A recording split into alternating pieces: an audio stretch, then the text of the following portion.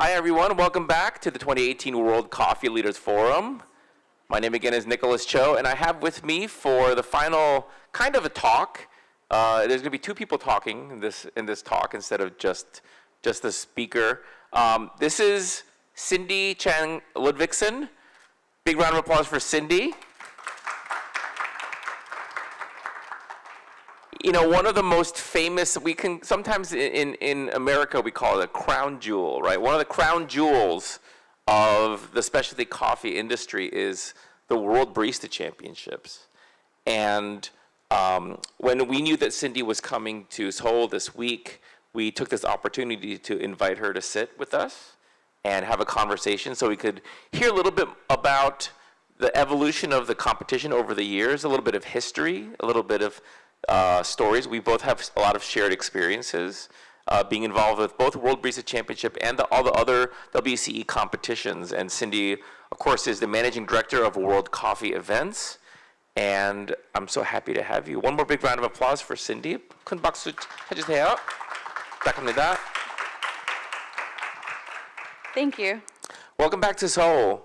Yeah. You've been here lots of times. Yes, I love Seoul. Yeah, actually, it's one of my favorite cities. But it's been great to have lots of reasons to come. So we should start out, you were born in Taiwan. Yes.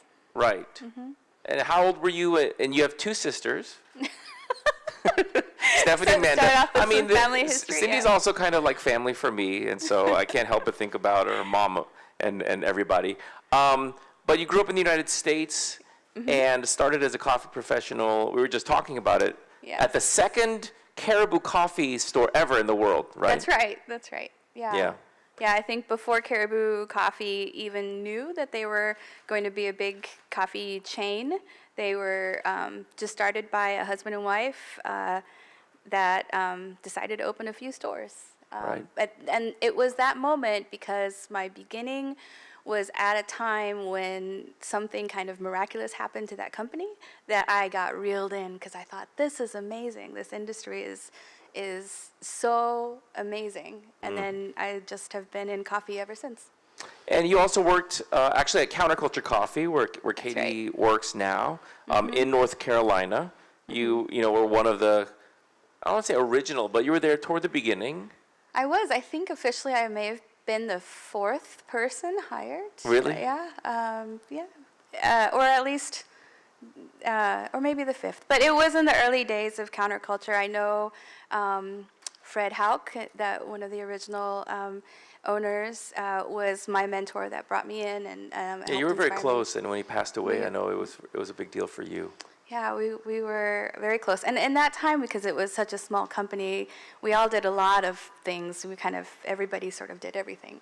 But when Katie showed that picture of that sanctuary bag, I was just telling her the story about how I put the design of that bag together. Oh, wow. Yeah. Yeah. Very good. Mm-hmm. So we're here to talk about World Coffee Events. I mean, not the organization per se, but, you know, World Barista Championship, again, is this famous sort of thing. Yeah. But everything starts from somewhere, and I know you weren't at the first one, no. No. No, neither was I, but we know about it. Yeah, and we were both. I mean, so many people were very instrumental in the evolution of the WBC and the changes that happened to all of those competitions over the years. I'll tell you the story about my first interaction with the competition and basically how I basically got thrown into this world, this whole new world of coffee in the industry that I didn't expect. I was working with Counterculture Coffee at the time and going to an SCAA expo trade show in Boston in 2003. And I was just, getting ready to go to the show. I was walking into the building that first day. And as I was passing a hallway with a bunch of window walls, a young man came running out and he screamed down the hall, wait, please stop, in Chinese, and said, do you speak Chinese? And I said, yes, I do. And he said, please, can you help me? So he just saw an Asian person walking by saying, please, can you help me? And I thought, what can I help you with? And he says, I'm here all by myself. I'm here for this competition. It's happening over the next couple of days, but I'm here all by myself. I don't speak English, and I don't have all the things I need. And I said, well, I don't know how I can help you. And so he said, just follow me, and he brought me back to the room where they were holding the competition, and he said, can you please explain to the organizers that I don't have my supplies, I don't have my cups, my saucers and things, because I couldn't carry it all by myself. He said, my translator and my coach was supposed to travel with me, but at the time in the US there was a scare about SARS. Right. And so there was some... Here too. Yeah, there was some quarantine, and so some people weren't allowed through, and so he said, I was able to come in, but my translator and coach wasn't, and therefore the luggage that he was bringing was also declined, and I don't have my things. And so I went and I explained this to these organizers, and I was looking around, and I thought, what is this thing? And they said, this is called the World Barista Championship. And so I said, oh, okay, this is interesting. And I thought, maybe I'll stick around and watch it a little bit. And then he asked me, will you be my translator for my presentation? And I thought, oh, I don't know how to do that. I can't do that. But here's this young man who is all alone, very desperate. Now, he also told me it was his first time ever out of China, that he had never been anywhere else before, and that he was, obviously he made it to his hotel room, but he was too scared to go do anything. And so I felt a little bit sorry for this young man, and I thought, oh, well, okay, I'll help you. I said, I don't know that I know how to be a very professional translator, but I'll try. And then I said, there is a Chinatown in Boston too, and you can just walk there from here. And he's like, what? And so that evening we made a plan. I said, I'll walk you to Chinatown so you'll know how to go. And then he said, I'll buy you dinner and I'll tell you all about my presentation. And so we sat together and he explained his presentation so I could be prepared. And the next day I went and I helped him translate. And his presentation was amazing, actually. I think it was him and his signature drink that blew my mind about what this was. I mean, I could understand, okay, you make some espressos, you make some cappuccinos, but then the creativity around that signature drink was just so fun to me. He brought dry ice, and he made this drink that looked amazing, and from then on, I watched all the rest of the presentations thinking, this is so much fun. And there was a young woman there working as part of the logistics support for the association. Her name was Michelle. And so she came up to me and said, you did a great job. Would you like to help volunteer at these things more often? And and so that started my whole career with being a volunteer specifically for these coffee championships.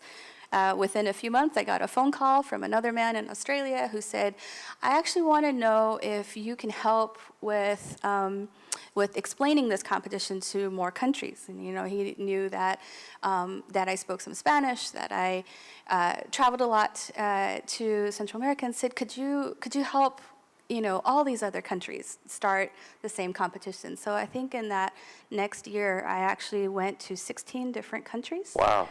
To help them with their first national Barista Championships. As a volunteer. As a volunteer. Right. As a volunteer. Yeah. So on my own time, usually most of the time competitions happen over the weekend. So, I would just leave the work week early to go to a country, help them set up, have their competition over the weekend, and then be back at work at Counterculture. But I worked for a great company that really liked the idea of having this exposure, because it was inspiring for the rest of the company to hear the stories and get a sense of what the coffee industry was like in all these other countries around the world. So speaking of volunteers, I mean, let's go back a little bit before we move forward. Mm-hmm. The beginning of the World Barista Championship, the very first one was in Monte Carlo in 2000. Yes. And before that, my understanding, and you can correct me if I'm wrong, the WBC was sort of the brainchild of people in, I think, Norway, and that they wanted to just have something that was fun, but also maybe people can learn how to be better baristas. Yeah, I think that is the most interesting thing about what we have today is that it was created completely by accident. It was a group of coffee volunteers who were thinking about an idea, something fun to do during a show that was happening in Monte Carlo. And so they put their heads together as friends from around the coffee industry in different countries and said, why don't we do this? We can have somebody from each one of our countries compete. And I think there was maybe 11 people who agreed and came together. There wasn't at the time a process for selection. It was just sort of a few people raised their hands and said, I'll go, I'll do it, and I'll be representing my country. But it was fun, and it was exciting, and it brought people together. And so they said, let's do it again. Let's do it the next year. And they did it again in Oslo the next year. And then the following year, they said, let's go beyond Europe. And somebody called up the Americans and said, how about we come to you? And then that's when they went to Boston. And it became a shared responsibility of sorts between the Specialty Coffee Association of Europe and the Specialty Coffee Association of America. And from there on, they agreed every other year they would take responsibility for housing this event. And basically after 2000, starting about 2005, in 2004, I was going around to those 16 different countries, right? In 2005, I started actively helping with the coordination as a volunteer of all the World Barista Championships from there on. So 2003 was Boston. So Yeah. you said already Monte Carlo, then 2001, one was Oslo? yeah. Then and 2002 Boston. was, no, 3 was Boston. Oh, sorry, 2 is, Miami? No. yes. Yes, Miami, yes, then Boston. Yep. 04 was Trieste, yep. right? Yeah. 5, Seattle. Seattle. I'm yeah. going somewhere with this. 6 was Bern, Switzerland. Yeah. And then 7 was in Tokyo. Mm-hmm. And that was the first time it was outside of Europe. Yeah. And you were, at that point, on the board of directors of World Barista Championship. Right. Around 07, I think, is when you I was still a started. volunteer. I was. It seemed like you were in charge. I was. Yeah. I think I was coined like the barista mama or something by some of the folks backstage. But I was literally backstage, and I helped, just hustle people out on stage and get ready for their performances. It was after the event in Tokyo that I was asked if I would sit on the board of directors, and then it was later. It was in 2009 when officially I became hired as the executive director. Right. But in those early years when it was just a gathering of people coming together, because let's talk about evolution for a second.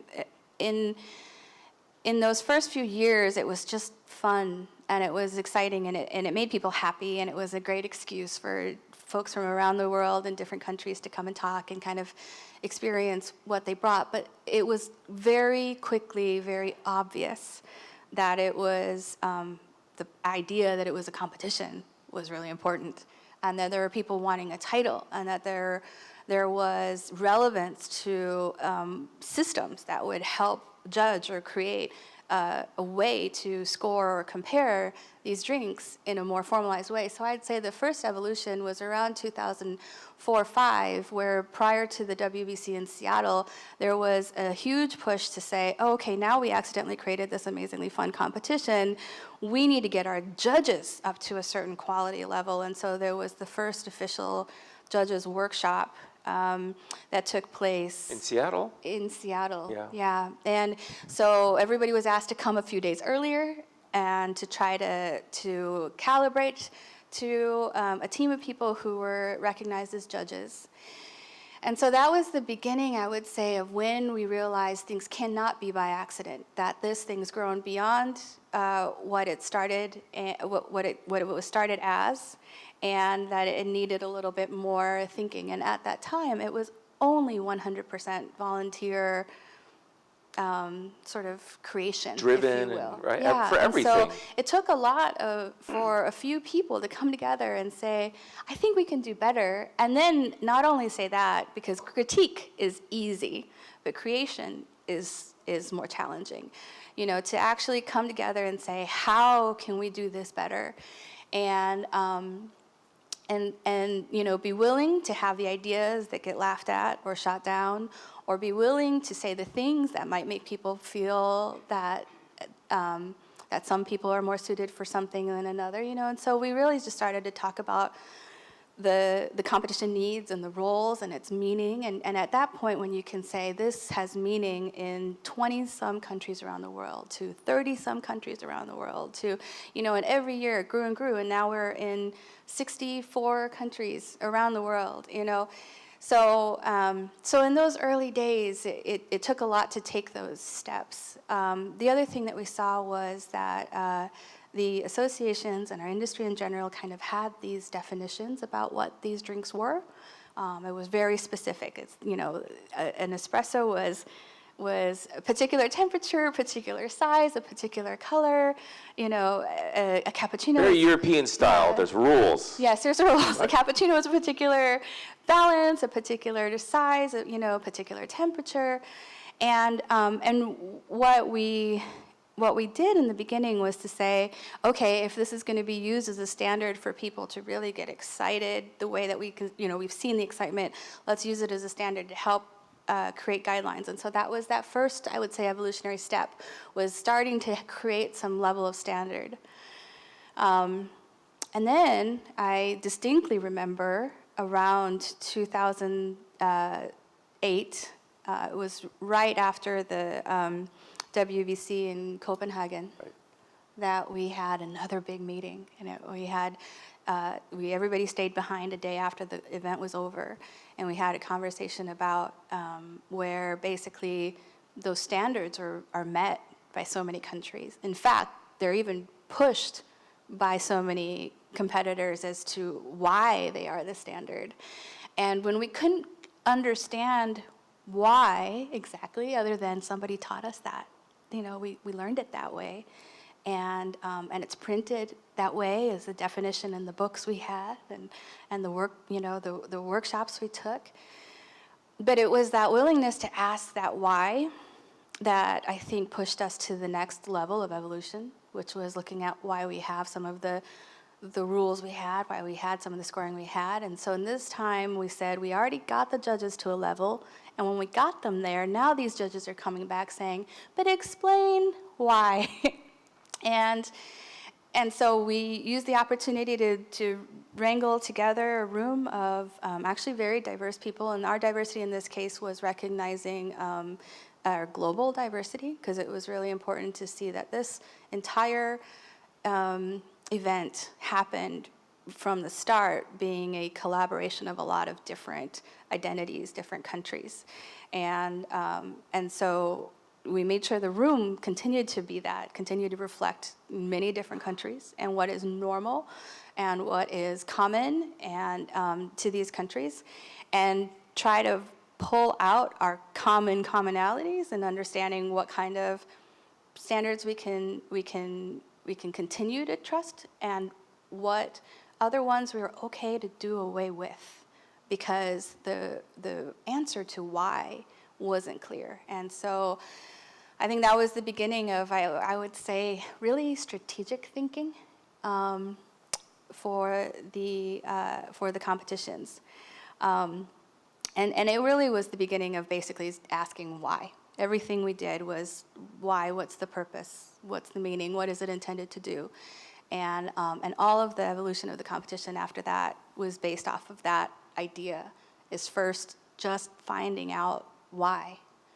Mm-hmm. So now backtracking a little bit again, back to 2006, I think that was when the other competitions, we used to call them the SCAA competitions. I don't know if it was before that. They started much before some. There were different beginning times. There were so many. There were so many. But they all started differently too. Every single one of them evolved into something different from when it started. So for example, Cup Tasters. It started, I believe, in 2002. It was the first one right after the beginning of... Really, that early? Yeah, it was the first one right after the beginning of the WBC. And in the beginning, the idea was you had to identify that coffee. Now, you can imagine, Yeah. at that time, perhaps the idea of identification was just by which country, but if you know coffee and you know that every country has so many different regions and so many different tastes, you also know that was almost an impossible task. So But people didn't know that back then. They thought you could. They thought you could. Right. And that's another thing about it. When you get a group of people together, you find out what you think you know and you're very sure about is very different in another Right. country. Right. What you get, what you taste, what you think about it, how people appreciate it is all different, based on what's normal for your country. And that cultural impact was so critical. And so this is, I think, another reason that the World Championships we worked with had the ability to have success beyond what we ever intended in the beginning, because the ownership was always by a mixed group of people. In fact, they didn't even need the title owner. There's no one owner. I used to see my job as being a steward to keeping these things alive. They were there before I got there. And they needed to become and continue to have an identity that was meaningful to the world. And it was my job to help make that happen. But I wasn't a boss coming in to say this is what it's going to be. I needed to continue to find the mechanisms to let it be what it needs to be, based on keeping all the people who cared about it in the fold, and then building on that group of people. And so I think, in a way, it was also a really good happenstance for us that it was through this experience that we learned so much more about what we never knew about coffee. Right, right. So let's go through them. So you mentioned cup tasters. Yes. So people who know, you do triangulation. You have 3 cups. Which one is Yeah. the odd one? The next one was latte art. Latte art. Yeah. Which, That was pretty easy. That was, yeah. especially for here in Korea, it's a very special one. It's a very important one here. We have a great latte art competition this weekend downstairs. I don't know who the MC is there for that, but anyway, so latte art, which has changed a lot over the years, but fundamentally is the latte art that we all know and love. Coffee and good spirits, right? Yeah, that So- came a little bit later. Like craft bartending with coffee kind of competition. What else do we have? And then EBRIC was the Chesve EBRIC Championship was created after that. Right. Some people would say Turkish coffee, but that's one name for something. Chesve, yeah. And then EBRIC was recognizing, I think, the Greek side of the culture, and actually a lot of the Middle East. But that one competition didn't grow as much as the others because it was one brew method. It was one brew method. It was more relevant to just a segment of the world, and at that time too, the market or that segment of the world didn't quite have the same kind of market base that some of the other countries had. So that's another. All these were spontaneous ideas that were just fun, great ideas. They mostly came out of the head of one person, actually. Alf Kramer. Yes. Yep. Yeah. Who was the guy who was not afraid of having a crazy idea and just trying it? He looks like Santa Claus a little bit. Yeah. Yeah. And he's very, very blunt, very bold. He'll just tell you as it is. But He'll then say, that's okay. I made all those competitions. Yeah. but he can say he started them. Right. But the making of them came about when the next 5 people came around, and then the next 10, and then the next 20, and then before you know it, it's something no one can claim. Right. And I think that's part of what I love about the industry is that everything we do comes together because it's just a bunch of people coming together. Right. No one person can claim it or own it. Just like nobody can say I thought of that idea first or I did that first. Everybody somewhere has had a chance to think of those ideas. So the World Barista Championship back then was, like you said, SCAA, SCAE, kind of a joint project. The other ones we're talking about were all within the SCAA Europe show, and it was at the show, and it was kind of their thing. And then I guess this was 2010 is when there was this idea of what if we took all this and put it together and created a thing, and that became World Coffee Events? Talk about that a little bit. Yeah, well, so the American and the European associations decided to, formally identify WBC as something they co-owned, and there was an agreement to kind of go back and forth every year. And then what happened was there was one year where, as the executive director for WBC, I coordinated the show in London in 2010, and at the same time in 2010, the other competitions were in the same space, and there was a difference in the logistics and the execution, and essentially they came back and said, well, your stage was great and it ran really smoothly, it looked really good, but the other stage needed help, so will you help us do that next time? And so then we had a real conversation, because we said, well, those competitions were never part of the shared idea. And then you go, why? You ask these why, and it was, well, because every year the WBC went to the US, Europe struggled with the community coming to Europe. And so they needed something to bring the community back together. And so that was, I think, the first time we really recognized that there was this, again, all these whys led to these reasons, but they created these other competitions to fill a gap, to bring audience in to a show, and, to try to convene that same group of people, hope that it would inspire them to all come together. And so in thinking about that, I thought, okay, so the idea that they actually co-live at the same time is not a good one. And it's possible that, I could take my staff and my team and we could see if we could help with these other events, but then it needs to be strategic. We need to think about how all these events work, what they were created for, and how we navigate around them. And so then I proposed the idea that we cannot do this under the one company of WBC, and so we created a company called WCE, World Coffee Events. And I'll even say it was at first, it was just going to be World Coffee Championships. And so I said, that's great, that's fine. If that's the title of our company, then all you ever want me to be responsible for doing is championships.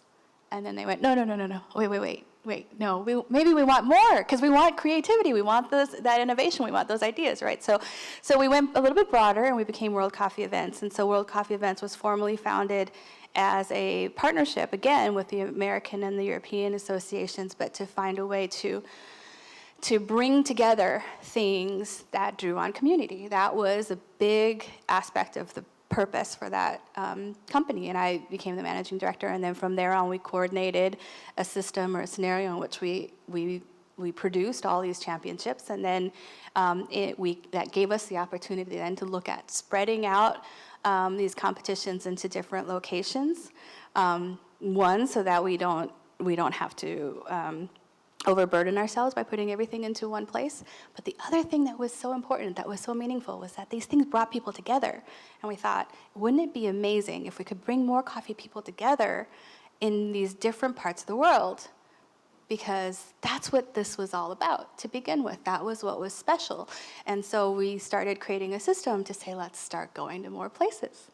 And so after that, it was the first time we brought the competition to Bogota, Colombia in 2011. We continued that with going to Melbourne, Australia in 2013.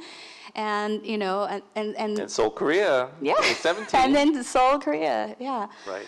And yes, and I think that's been a hugely meaningful part of the evolution, is actually making it accessible and reachable to so many more communities around the world. And then after WCE was created, or shortly after, there was 2 more competitions added: the roasting competition, and the other one, I don't forget what it's called, a Brewers Cup competition, right around the same time. And those are happening, with all the other ones as well. That's right. And I think with both of those, you would agree that roasting and Brewers Cup, it really was trying to use that sort of energy, community building and excitement, but also the standard setting and the leadership within those kind of disciplines in coffee. Yeah, when we broke down what was important about WBC, we realized, those are really great learnings could we apply them to something else? And at that time, we thought, well, there's this segment of espresso-based beverages are covered with some of these competitions, and then the trend or sort of the bigger awareness, I would say, of going back to brewing by hand and was really relevant at the time. And so you, Nick, I think, were the one that brought that proposal to the table and said, let's try to do this with a brewing competition. And so, yeah, we created the World Brewers Cup. And then we continue to look at our portfolio and say, what don't we have? What are other segments of the industry, different professions, and different things we're missing here? And so we also created the World Coffee Roasting Championship. Yeah. Yeah. So we have a little bit of time left, just a couple more minutes. So all that stuff said, now we're in 2018, looking ahead to the future. There's a lot of things I think that people, already you shared a lot and talking a lot about history and things. But going forward, I think that there are a lot of misunderstandings and misconceptions when it comes to the organization. I know that very often, especially for newer people who are more recently, only 2 or 3 or 5 years in the industry, these organizations like World Barista Championship seems like, like a statue that has existed for 100 years. But it's not that long, and also the organization can sometimes seem like, oh, this is a, billion-dollar sort of event like the Olympics, but it's not. Talk about that a little bit. Well, yeah, no, this is really interesting, I think, because over the years of working on these competitions, I was challenged to recognize two things. They weren't necessarily countering ideas, but they were definitely sort of two poles to balance. One is keep this innovation going, keep the community, keep it accessible, and then the other was keep a sense of a business model. You got to stay afloat. We can't continue to have these things, which are very expensive. It costs a lot of money. It takes a lot of resources. So you have to sort of weave between these two things and find a balance. And in all cases, everything we put in is about the return to our community and our members. And so, we think about that. There was a moment, and that with that one competition with Czech, we did have to review and say, is there enough of a market to keep this one alive? Is it relevant enough? And so there was, we basically put it to sleep for a couple of years and said, it takes a lot of energy, it takes a lot of resources, and we haven't found the right recipe for it to be what it needs to be, sort of financially self-sustaining. So we sort of parked it for a little while, and then we came back to evaluate. But that, in any case, I think the idea was everybody that contributed to it.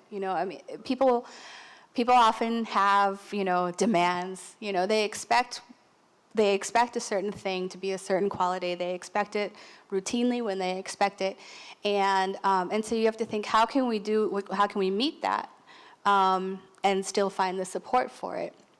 And so this is a balance we always have to find. And everything that, again, like I said, there wasn't any one owner. Everything we've done is always sort of this sort of owned, if you will, by the community. And so we always had to go back and say, well, what is it that you all can help contribute to keeping it viable, to keeping it alive? And I think what I've learned or taken away from a lot of this is that essentially what you always have to have is a willingness to change in order for some things to stay the same, to stay great, to stay wonderful, to stay meaningful. You have to be willing to allow it to be what it needs to be. And most of the time that just means it has to change.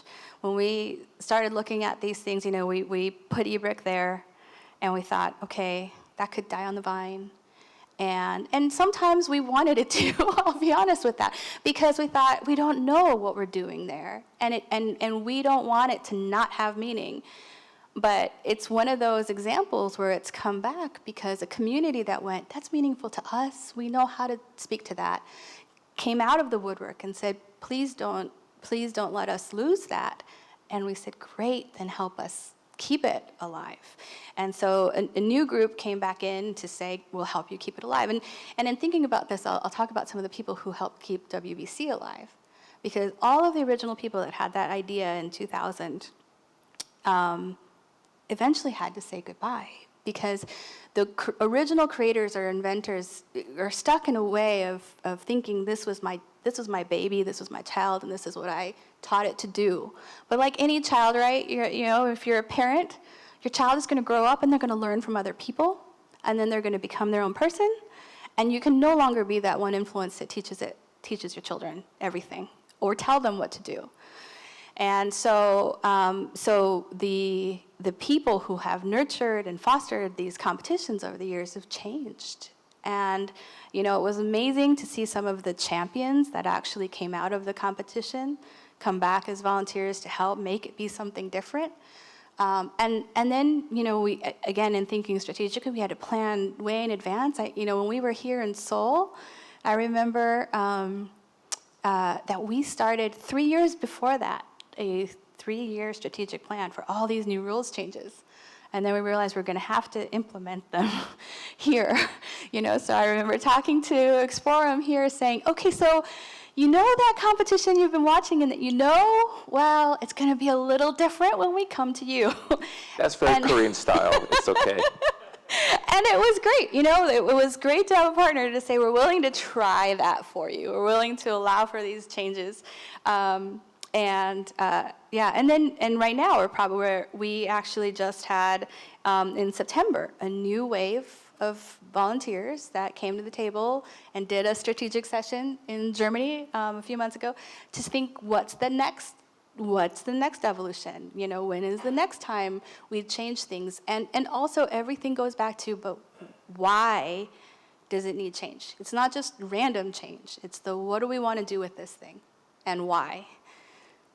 And it's not about money. No, it takes money to run things. It takes money to run things, yeah. It takes money to run things. Any business owner will know, obviously. Every decision you make is about something that you think will sustain your business, will be good for the people that you're responsible for, the employees that work for you, maybe your own self and your own family, that in order to make it viable, you have to think that way.